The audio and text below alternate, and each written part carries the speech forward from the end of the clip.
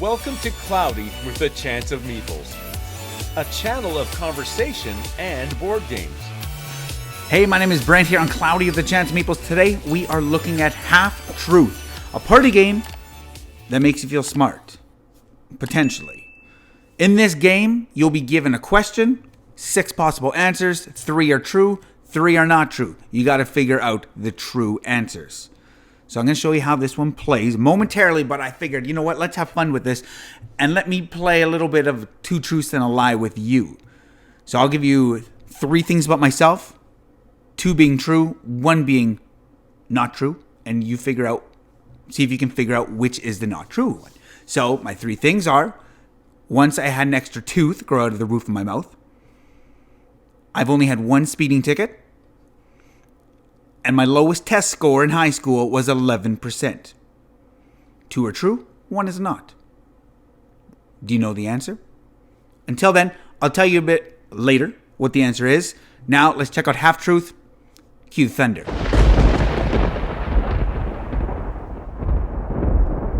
So the radar overview for Half Truth, a party game that makes you feel smart, looks like this. In this game, you'll be doing trivia questions where in each round, 3 of the possible answers are going to be right and 3 of the possible answers are going to be wrong. And there are a lot of cards. There are 500 cards of trivia in this game. And I think this is cool. Each of the boxes are numbered 1 through 5. So then you can just go through each of the box and you got a lot of games to play in this. Each player will get a little scoring, a tracking token of their color, as well as 6 chips of the same color. You will start each round by rolling this die. Okay, you'll put it up top here, and this is saying that if you gain points this round, you will gain 4. Meaning, if you guess exactly 1 correct answer and you're right, you get 4 points. But you can also double up and you can also go all in. So you'd put this on top and then you would look at the question, Boy Scout merit badges, which I should also say on some of these cards, it shows where they got these answers from, scouting.org. And this game came out a few years ago, so maybe at the time of, printing and publishing the game, these answers are correct. Whether they still are now, I'm not going to fact check all of these questions. But it's 4 base points. If you guess that one of the answers and you're right, you get 4 points. So maybe, yellow, they're not totally sure. They're going to put 1 token in front of them. And the green player, they think they know at least 2 out of the 3. So they're going to double up. And the black player, they think they know all of them, so they're going to go all in. So once each player has determined how many guesses they're going to make, then they would then put these tokens in the respective spots. So let's say there you have it. So you would then go to scoring. You flip this card over, and I will say I'll show you a couple of these cards.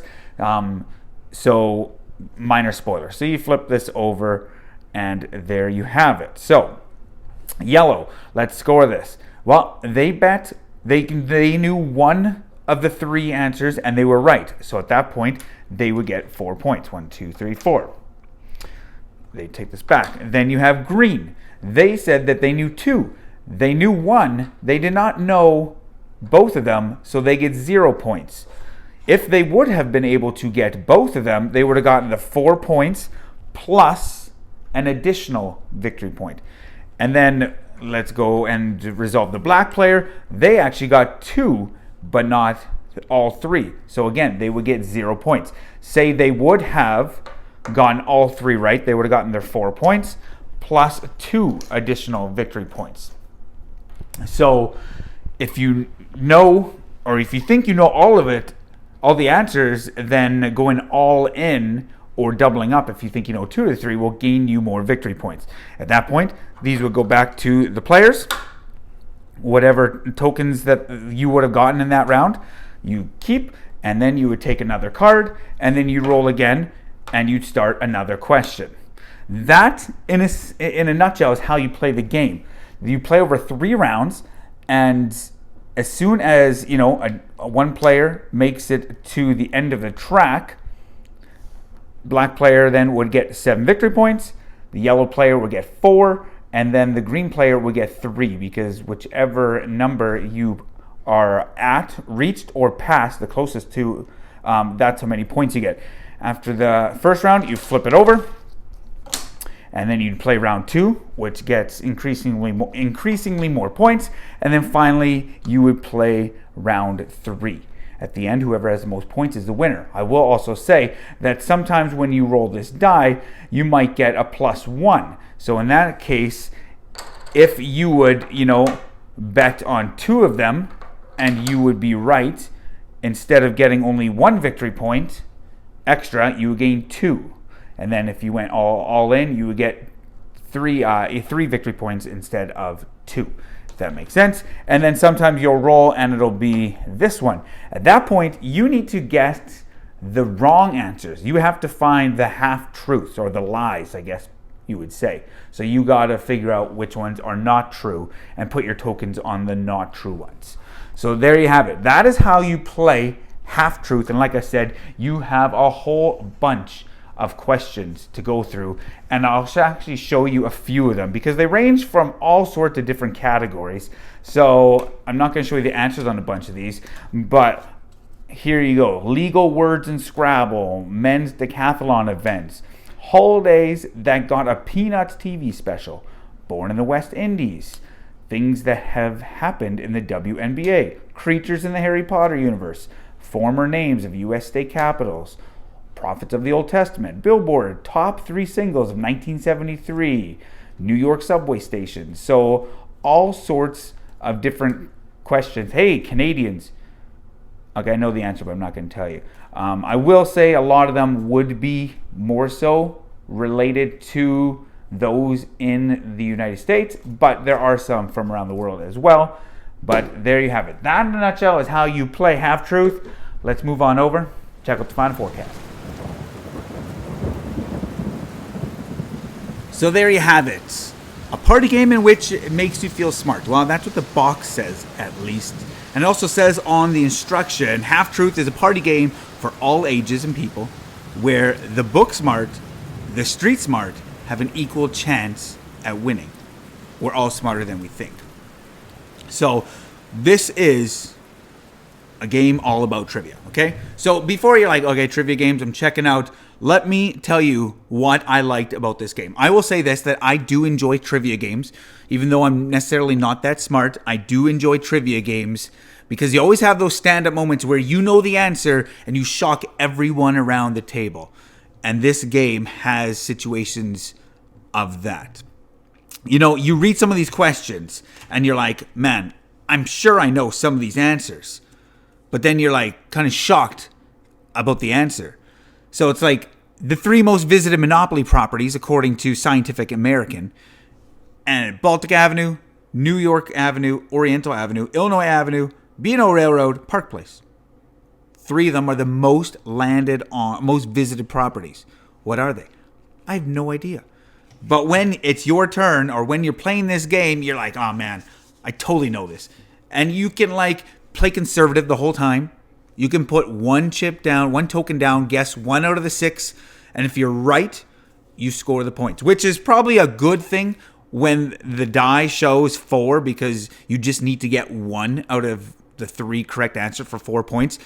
But when the die shows you just get a single point, man, it's so hard not to be like, you know what? I think I know this one and I just want to double up to get that extra point. Or sometimes you're just feeling crazy and you're like, you know what? I'm going all in.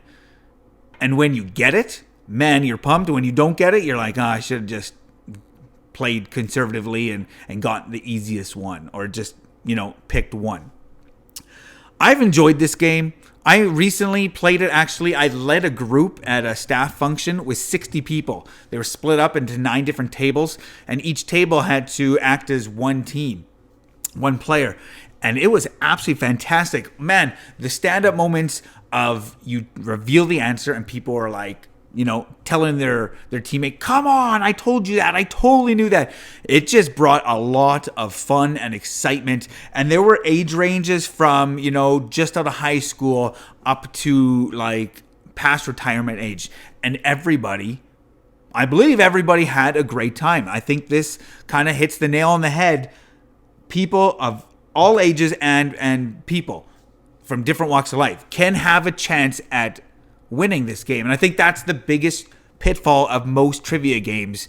You have that one or two, those one or two people that who are ridiculously book smart, or they have a whole bunch of useless knowledge and they mop up in trivia games. Whereas this one, you have a chance whether which side of that you fit in, or if you're just right in the middle and maybe some of logical facts and some pop culture.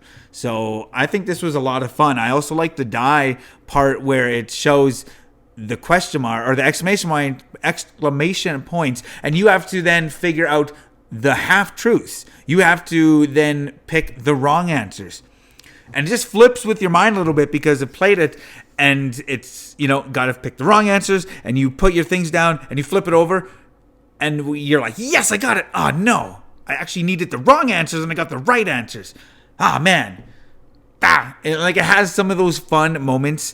But overall, I think this is a fun party game. I don't know if it's still in print, to be totally honest. I've kind of tried to look into it. And I haven't seen if it's still widely available or not. Maybe in the US it is.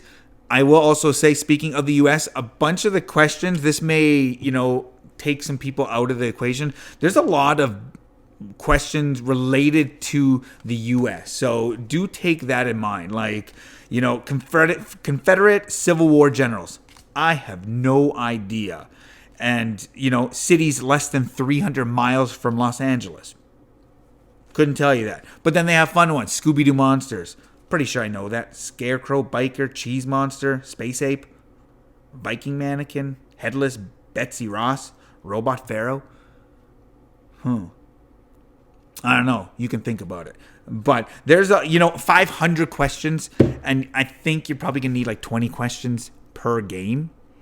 But if you're looking for a fun trivia game that can kind of bridge that gap of folks that who are book smart and folks that who are like just like, it says street smart, but just like random knowledge of randomness, I think this is a fun one. And so I'm going to give it a 70% Chance Meeples. I enjoyed Half Truth. I probably enjoyed it the most playing it in a huge group. Like I would want to play this with teams and like 10 or more people, because I think that's when it really can create some fun, exciting memories. So 70% Chance of Meeples for Half Truth. Now back to my Half Truth. I said, once I had an extra tooth growing out of the roof of my mouth. I've only had one speeding ticket, and my lowest test score in high school was 11%. The lie out of that one is the speeding ticket. I've actually never, at the time of recording this, I've never had a speeding ticket. So there you have it. I'm not too proud of that 11%, but we're giving this one 70, so that's much better. My name is Brent. Check us out on Facebook, Cloudy with a Chance Meeples. Till next time, grab your umbrella. The forecast is cloudy with a Chance Meeples. Thanks for watching. Don't forget to like and subscribe, and remember to grab your umbrella because the forecast is cloudy with a chance of meeples.